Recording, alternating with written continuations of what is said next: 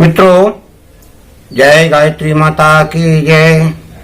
मित्रों, विषंधर्मा चैनल पर आज हम उन गायत्री साधकों के लिए बीमारी से बचने का उपाय बताएंगे, क्योंकि गायत्री साधक अगर बीमार हो जाए और वो अपनी रक्षा भी ना कर पाए तो इस तरह मंत्र जाप से या साधना से आपको क्या लाभ। डॉक्टरों की चक्कर लगाते लगाते आप परेशान हो जाएंगे। इस प्रकार से आप अपने शरीर को नियंत्रित नहीं कर पा रहे तो और दूसरे उसके लाभ कैसे आपको प्राप्त होंगे। इसीलिए आपको ये वीडियो अंत तक देखना है। मैं आपको उस तरीके के लाभ बताऊंगा जो आपका शरीर निरोग रहे। सर्वप्रथम तो यह है कि अपने खान पान पर विशेष ध्यान रखना है। सात्विक जीवन में सात्विक आहार ही इस्तेमाल करें, उल्टे सीधे से बचें। ज्यादा गरिष्ठ भोजन, ज्यादा मसालेदार भोजन, ज्यादा मीठा ज्यादा मतलब गुड़ तो खा सकते हो, चीनी का इस्तेमाल, बूरे का इस्तेमाल इसका ना करें। और साधना आप बराबर करते रहें। अब आपको नियमित नहाना है। आप कोशिश करिए कि नियमित नहाएं और ठंडे पानी से नहाएं। अभी मैं आपको हकीकत बता रहा हूं। मेरी उम्र 66 वर्ष है, अभी भी मैं ठंडे पानी से नहाता हूं। अब नहाने का तरीका आप नहीं जानते होंगे। अगर आप नहाने का तरीका जान जाए तो आपको ठंड भी नहीं लगेगी, आपका शरीर स्वस्थ भी रहेगा और उन लोगों से ज्यादा स्वस्थ रहेगा जो देर में नहा रहे हैं, गर्म पानी से नहा रहे हैं और या कभी कभी नहा भी नहीं रहे। तो आपको क्या करना है नहाने के लिए? पहली टिप है ये, आप पानी भरिए नल में, बाल्टी में, ठंडा आएगा कोई बात नहीं है। आप चद्दर ओढ़कर जाइए, कपड़े उतार कर जाइए कमरे में और चद्दर ओढ़कर जाइए। चद्दर ओढ़कर बाथरूम में जाइए। बाथरूम में फ्रेश हो आके सब बिल्कुल फ्री होके चद्दर यानी शॉल और अपना चड्डी बनियान तौलिया वहां लेके जाइए और इस प्रकार से फ्रेश होके आप मंजन करिए। मंजन करने के बाद अब आपको नहाना है। बाल्टी भर गई होगी इतनी देर में। अब आप भरी बाल्टी से कैसे नहाएंगे वो एक फार्मूला है। आप उस प्रकार नहाएंगे तो आपको जाड़ा कभी नहीं लगेगा। आज ये वीडियो सुन रहे हैं और आप कल ही नहा के देखिए 5 बजे, 6 बजे, 4 बजे, 4:30 बजे, तो आप पाएंगे कि बहुत आराम मिलेगा। कैसे नहाना है कि सर्वप्रथम आप हाथ धोएं। हाथ धो लिए, फिर आपको पैर धोना है। पैर धोने के बाद फिर आपको मुंह धोना है। मुंह धोने के बाद आपको मुंडी ऐसे करके और इस तरह पानी डालना, केवल मुंडी पर, पूरी मुंडी धो डालो पानी से। पानी शरीर पर नहीं जाना है। जब आपकी मुंडी धुल जाए, पानी शरीर, बालों का पानी इस तरह से पोंछ दो। बाद पानी पोंछने के बाद अब आपको थोड़ा बैठना है, खड़े नहीं होना है। बैठ के आप 2 मग्गा 2 लोटा पानी डालें और फिर आप खड़े होकर शरीर को मलें। इस प्रकार से करें। और वैसे रोज साबुन से नहीं नहाना चाहिए, हफ्ते में कम से कम 1 बार नहाना चाहिए। मैं तो महीनों नहीं नहाता हूं साबुन से। क्यों? कि साबुन से नहाने से हमारे शरीर के छिद्र रुक जाते हैं, इसलिए शरीर के छिद्र नहीं रुकना चाहिए। न साबुन से कोई गोरा होता है और न साबुन से कोई तंदुरुस्त होता है। ये केवल आदत की बात है। मैं बगैर साबुन के ही आप मेरा शरीर देखेंगे तो ना कोई मैल है ना कुछ है, मेरा शरीर वैसा का वैसा है। मैं डेली नहाता हूं। और इस प्रकार से आप नहाएंगे।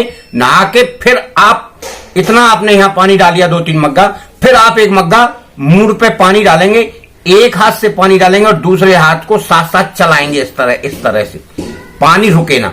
और इस तरह से करके पहले मुंह पे पहुंचेंगे और पूंछ के पूरे बदन को हाथों से पहुंच देंगे। उसके बाद फिर तौलिया लेंगे तो सबसे पहले सर को मल के, फिर पीठ पर मलेंगे, फिर अंग को मल के हाथ पहुंच के आप अपने कपड़े बदल लो।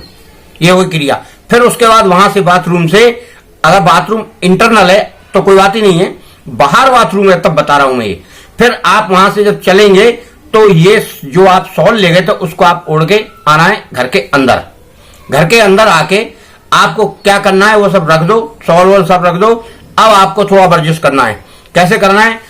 10 बार ऊपर करो हाथ, 10 बार ऐसे घुमाओ हाथ और 10 बार यूं करो और 10 बार नीचे को करो जमीन में।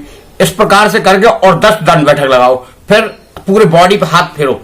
फिर आप तेल लो, तेल लेके सर में लगाओ, जिसका भी आप लगाते हैं सर में लगा के पूरी बॉडी मस्त हो गई। अब आपको जाड़ा बिल्कुल नहीं है। अब आप क्या करो, इनर कपड़ा पहनो, पजामा पहन लो या जो वस्त्र साधना में बैठते हैं वो आप वस्त्र ओढ़ लो, यहां होके ओढ़ना है, ऊपर होके, कानों पे होके। और टोपी अगर कोई है तो आप टोपी भी लगा सकते हैं जाड़े से बचने के लिए। इतना करने के बाद अब आप साधना कर सकते हैं, आपको कोई जाड़ा नहीं लगेगा, कुछ नहीं लगेगा। साधना करके अगर आपकी लंबी साधना है घंटे भर की तो आप थोड़ा कपड़े सही पहन ले, कम समय की है आधा घंटे की है तो आप चल सकते हैं कम कपड़ों में। इनर जरूर पहन ले, पजामा हो ऐसा तो पजामा पहन ले और चादर ओढ़ ले, आपकी साधना अनवरत चलती रहेगी। ये तो नहाने का टिप है। अब दूसरा टिप हम बताते हैं आपको। दूसरा टिप यह है कि अगर किसी को बुखार आ जाता है तो बुखार में आपको क्या करना है, 5 तुलसी का पत्ता, 5 काली मिर्ची, 5 लौंग, थोड़ी अदरक और थोड़ा गुड़, ये डाल के आप 2 कप पानी में चाय बनाएं और थोड़ी चाय पत्ती, और बना के उसको करी खोला दें। जब वो खोल जाए तो खोलने के बाद उसको आप छानें, उसमें दूध नहीं डालना है।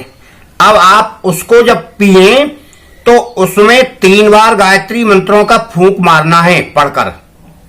यह है गायत्री मंत्र की शक्ति का प्रभाव।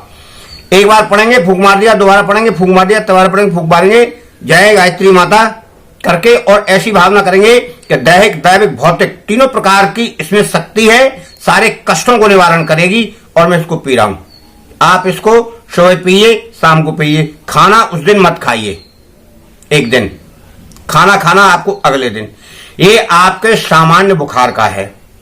और अगर कोई वैसे घबराहट हो रही है या कोई और परेशानी हो रही है तो जो हम जल पूजा का बताते हैं, आप उस जल में तुलसी के पत्ता डाल के रखें थोड़ा, और उस जल को दिन में थोड़ा थोड़ा पिए, ज्यादा नहीं पीना है। ठंडी का मौसम है, वैसे भी गर्मियों में भी ज्यादा नहीं पीना चाहिए पानी। अगर आप घर में हैं तो, बाहर है तो थर्मस में ले जाइए आप, उसी में 2 तुलसी के पत्ता डाले हों और तुलसी के पत्ते का पानी आप पिए और उस जल को मंत्रित करके ही ले जाएं, आप उसको पिए। इस तरह से टीका लगाएं। अब मंत्रित, आप कैसे बीमार होंगे? आपको कोई व्याधि नहीं, संकट नहीं, भूत प्रेत एक्सीडेंट वगैरह वगैरह सबके लिए काम आता है। अब आप गायत्री साधना कर रहे हैं, ज्ञान प्राप्त नहीं कर रहे, मैंने कितनी वीडियो में ये सब बताया है कि अपने जल का, अपनी भभूति का इस्तेमाल करना है। आप जहां कर सकते हैं, नहीं कर सकते तो पूछ लो, और मैं वीडियो इतनी डाल दी है, इसमें सब कुछ मिलेगा। तो मित्रों, इस तरह से ये गायत्री मंत्र की शक्ति का कमाल है। आप इस तरह से निरोग रह सकते हैं, आप इसका इस्तेमाल करें, यही मेरी प्रार्थना है। जय गायत्री माता। आपको और आपके परिवार को शुभकामनाएं। सफल रहें, सुखी रहें और आनंदमय रहें।